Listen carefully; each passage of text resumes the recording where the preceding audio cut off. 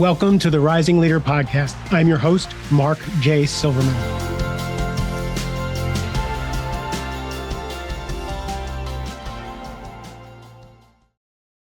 I was being interviewed last night on someone else's podcast, and they asked, Mark, what are the traits of a good leader, of a great leader? And I thought for a minute and didn't even answer the way I would expect it. I would have answered.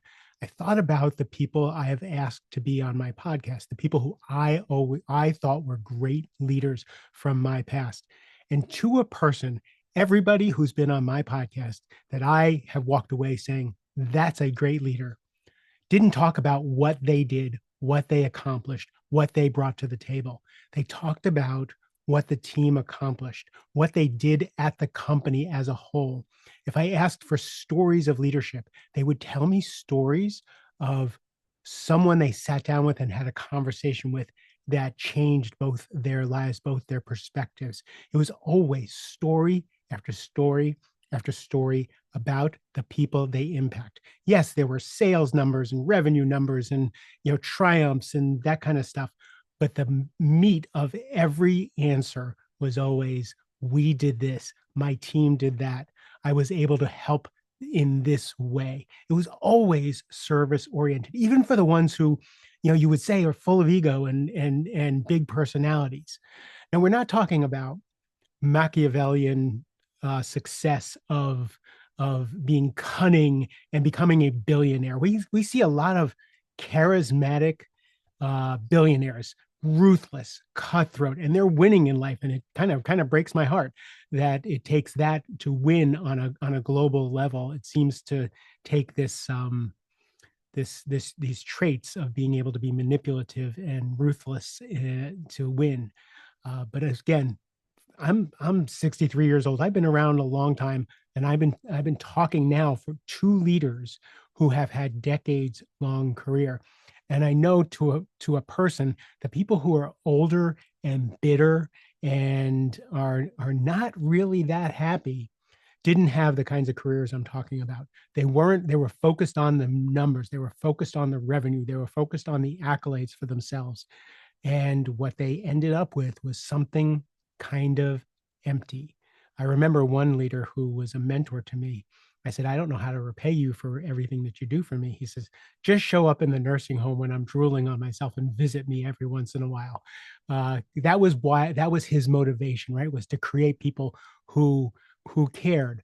And I look on LinkedIn. Again, my career has been a while now. I looked on LinkedIn and I watched people retire. I watched people die. I watched a couple people go through cancer, and I watched who showed up for them when they had a happy hour for them, who showed up at these retirement parties and celebrations. And, again, the people who had people first, who of course they were good at what they do. Of course they had accolades, but always deferred. So you think about someone like Gary Ridge from WD-40. Every conversation with him was about how did he empower the team. Larry Quinlan, another CIO, global CIO, who was, just every conversation was what the team accomplished, how he was able to help the team row in the right direction. Everything was about that. Tom Mendoza, who's been on the podcast several times and was one of the first leaders I really learned from. It was always about how could he help the team accomplish the goal that they set out for them. It was always being of service. So think about that as you're building a career. Are you building a group of people who will stab you in the back, compete with you, not support you, talk bad about you, again, so that at the end of your career, you're kind of left a little bitter, a little alone. This also bleeds into your personal life, your relationship with your spouse, your relationship with your children.